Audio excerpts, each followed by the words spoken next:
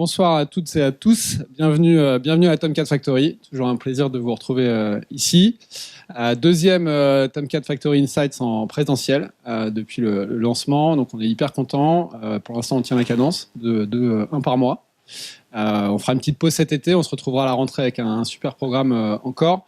Aujourd'hui, on va parler de marketing communautaire. Et donc, je vais pouvoir, après vous avoir parlé dit deux, trois mots sur Tomcat Factory quand même, passer la parole à Ellie qui va animer cet événement et vous apporter aussi sa propre vision de ce sujet. Juste pour démarrer sur Tomcat Factory, qui rappelle des fondamentaux. Vous le savez déjà pour une grande partie d'entre vous, mais c'est un accélérateur créé par des entrepreneurs, pour des entrepreneurs, à leur service et pour les accompagner pendant tout leur parcours entrepreneurial, de la création de leur société, tout petit peu après pour l'instant, mais jusqu'à l'exit, parce que c'est la chance qu'on a pu avoir de vivre cette grande aventure avec ProFCE. L'objectif étant de leur faire atteindre ce succès beaucoup plus vite que ce que nous, on a réussi à faire. Que ça nous a pris 17 ans, et donc si on peut le faire en 2 fois moins de temps, par exemple, ça serait déjà très très sympa.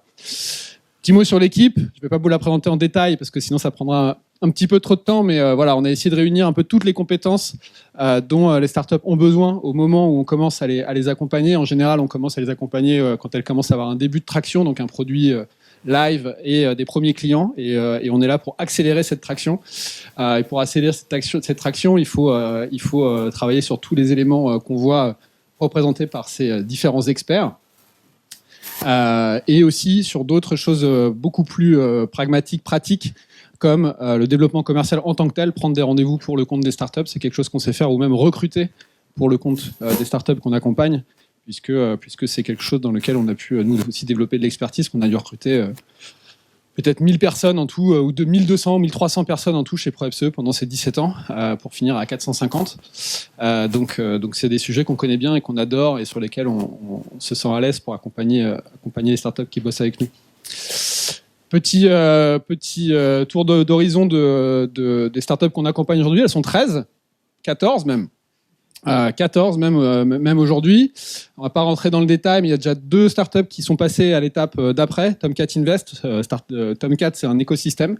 Tomcat Factory se positionne un peu comme un late founder qui arrive avec une expertise. Et derrière, il y a ce que moi j'appelle le tonton d'Amérique, qui est Tomcat Invest, qu'on peut solliciter si jamais on pense que c'est vraiment que ça vaut le coup et qu'il va bien investir son argent. Donc c'est ce qui se passe en général. Donc, les 2 premiers investissements sont Trust et Save Market. Il y en a un 3e que je ne peux pas divulguer encore, mais c'est une question de jours, dont on est très très fiers. Petite update, les bonnes nouvelles de nos différentes startups, si je dois en spotter 2 ou 3. Déjà X qui était une des premières startups qui a intégré le programme après avoir été sélectionné chez Techstars. D'ailleurs, ils partent demain à Tel Aviv pour participer au Démo Day de Techstars, a été sélectionné par Google for Startups. Donc Google investit chez X. On est hyper fiers de cette équipe. Ils ne sont pas là ce soir parce qu'ils ont un événement, justement, ils font une démo live de leurs produits. C'est de la voiture autonome, c'est de la smart data, c'est presque deep tech, mais c'est du SaaS, c'est du B2B, et ça a vocation à devenir très très gros. Donc ça, c'est une très très belle nouvelle. L'autre belle nouvelle, je trouve qu'on peut voir ici, c'est Trust. Vous rencontrerez Nadia tout à l'heure, qui en plus de continuer sa croissance sur un rythme très soutenu, voire l'accélère, Nadia intègre le programme de Sista Entrepreneur RE. Et ça, c'est vraiment génial. On est hyper fiers de toi et de l'équipe, donc bravo.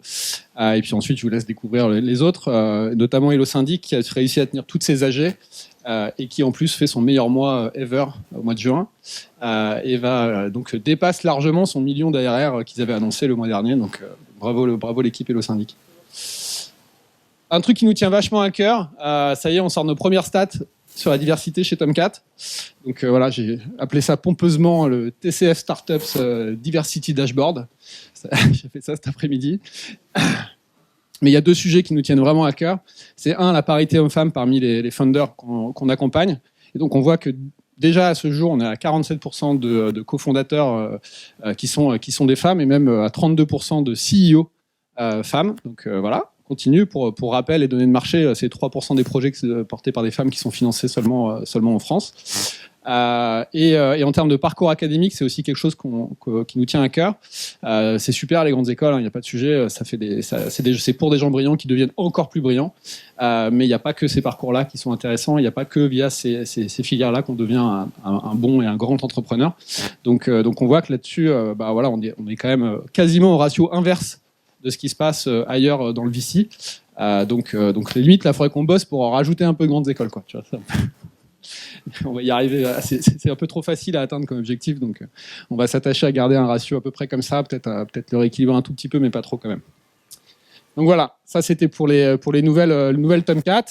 Et je vais pouvoir passer la parole à Elie, qui va vous présenter l'événement d'aujourd'hui et les différents speakers. Bienvenue Elie.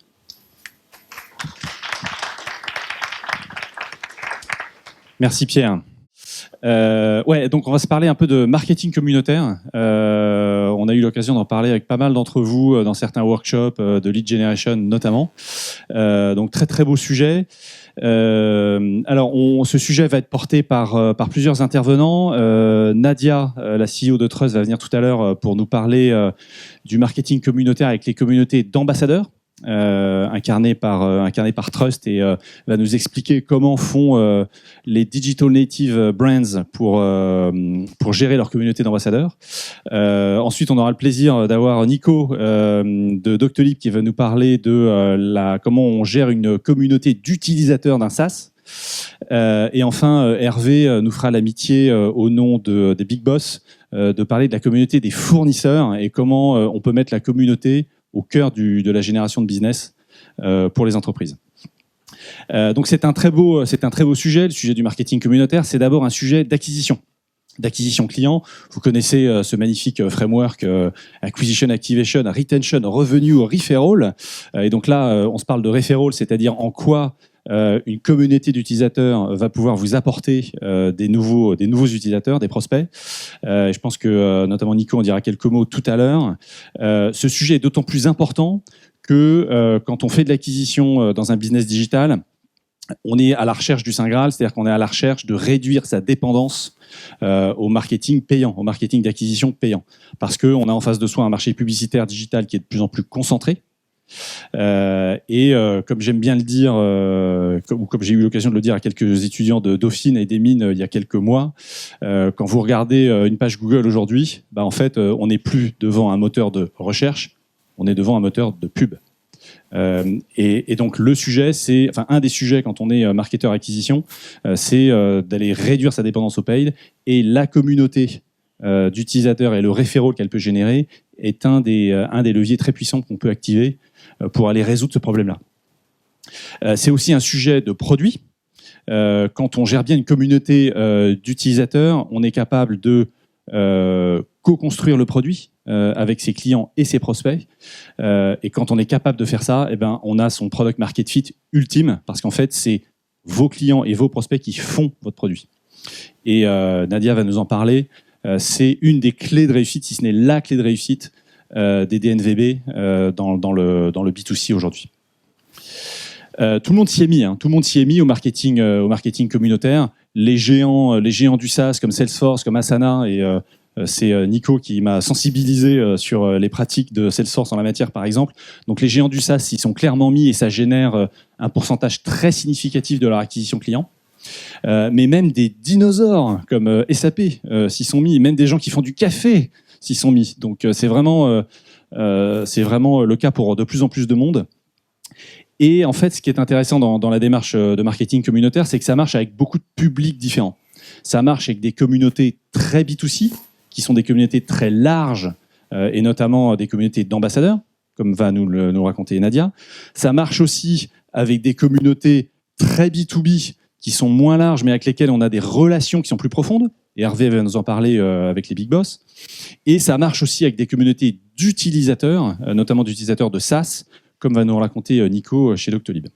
Voilà, donc c'est vraiment un magnifique sujet. Et je suis hyper content qu'on ait pu réunir un parterre aussi prestigieux d'intervenants.